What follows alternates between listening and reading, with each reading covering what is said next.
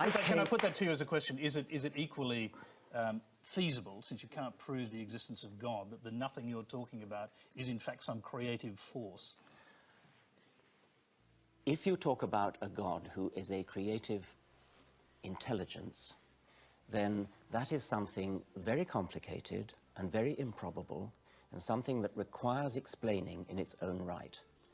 The nothing that Lawrence Krauss is talking about, whether or not it's what a naive person would conceive as nothing, or what a sophisticated physicist would consider to be nothing, it is going to be something much, much simpler than a creative intelligence. We are struggling, we're all struggling, scientists are struggling, to explain how we get the fantastic order and complexity of the universe out of very simple and therefore easy to understand, easy to explain beginnings. Lawrence Krauss calls the substrate of his explanation nothing. It's possible to dispute whether nothing is quite the right word, but whatever it is very, very simple, and therefore is a worthy premise for an explanation.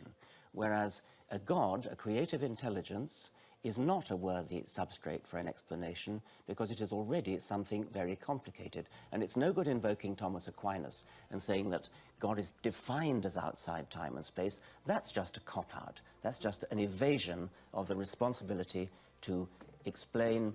That's just setting out what you want to prove before you've even started. OK, let's move on to a question